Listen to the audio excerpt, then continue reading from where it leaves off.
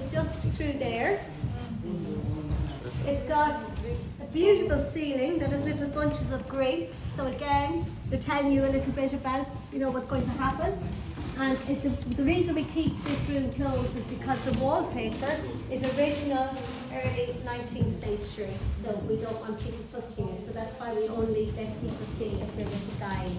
I'll leave the door open there for anyone to take any photographs. Now, we're going to finish up in this room because it is one of the grandest rooms in the house.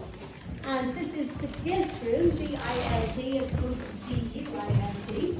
And this was the ladies' room. And again, if they needed to escape from the ball, they could come in through that little passageway there, and they could get in here, and there were probably lovely shades long on each side of the room where they could relax, fix their hair, their makeup, talk about the things that were happening in the ballroom, have a little gossip. And it is to the designs of James Athenian Stewart, the same as next door. One of the clever tricks that he did to make a room feel bigger was to make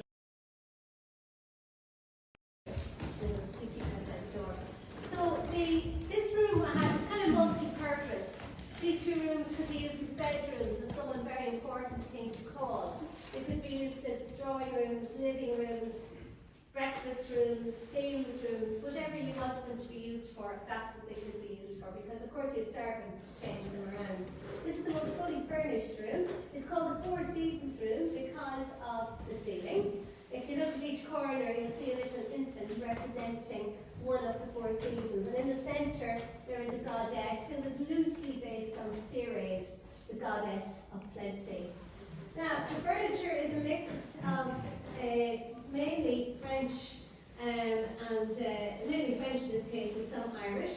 The table is Irish, again has this lovely inlay, typical of Irish furniture of the 18th century. The four chairs are French, have the original tapestry, 18th century tapestry depicting scenes from La Fontaine's fables, which in turn came from Aesop's fables. So again, that obsession with the ancient past that the 18th century people had. The little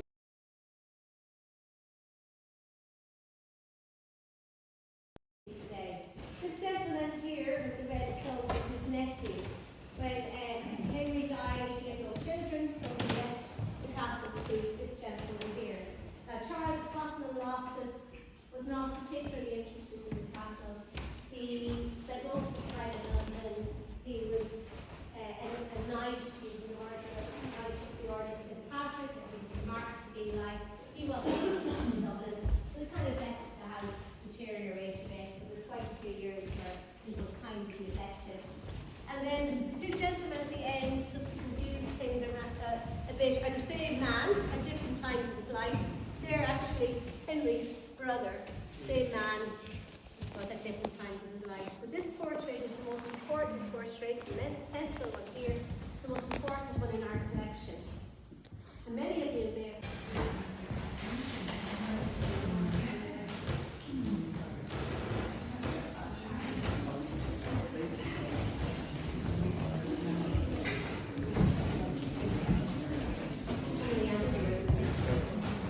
incorporated into his magnificent ceiling.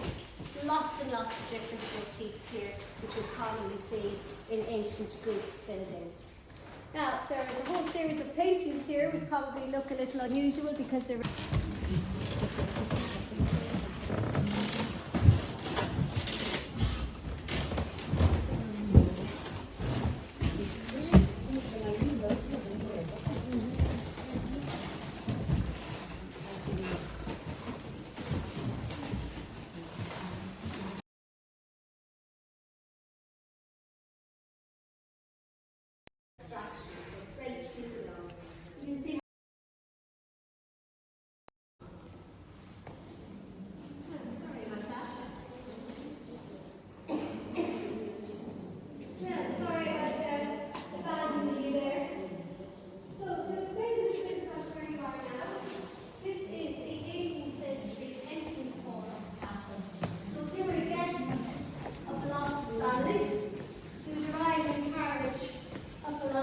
avenue here. The avenue is much longer than you see today, and the grounds all